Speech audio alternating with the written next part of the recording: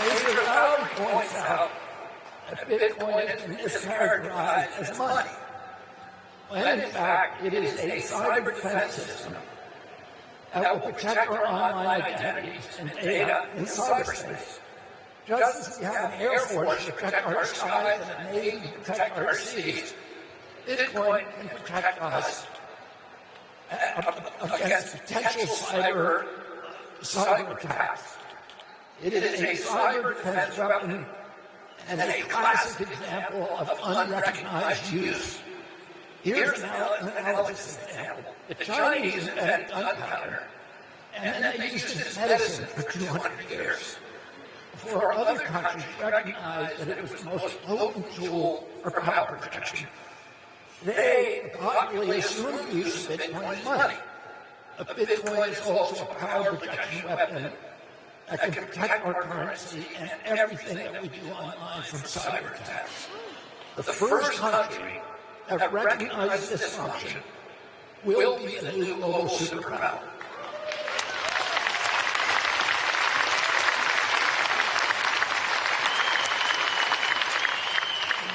We need to grab the reins and harness Bitcoin's full potential if we want to regain and consolidate our title as leader of the free world. Based on public information, the USA currently owns 204,000 Bitcoins, the fifth largest Bitcoin wallet in the world, and Bitcoin Data Reserve will help secure the future of the United States for the next 250 years. One of my first hires in the Kennedy administration would be Major Lowry as my top advisor.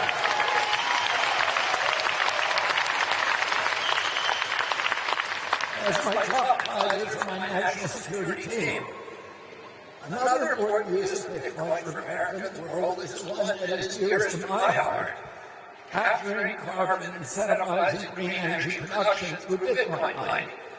I served for 40 years as an environmental champion and for a decade as a partner in the green tech venture capital firm Vantage Point, which is the #1 green tech energy and technology firm in the world. I played key roles in developing some of the world's largest solar and wind power generation projects. Critics of Bitcoin have wrongly cast it as an environmental threat because of its high energy demand. The opposite, of course, is true. Bitcoin miners are more sensitive to energy pricing than any other industry. This means that they can only survive the marketplace by utilizing the cheapest energy, and that invariably means waste energy and surplus power.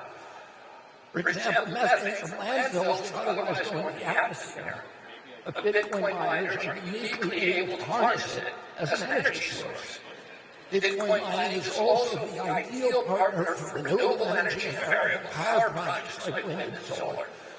My personal experience in energy project finance left me with a deep appreciation for the critical potential for Bitcoin mining as a reliable profit center for renewable energy projects that need flexible, on-site, off-peak customers for intermittent energy generation in order to get financing. Bitcoin miners are the ideal projects, partners for these kind of projects. All right, let's lean into some of the other ways that Bitcoin is good for Americans and for America.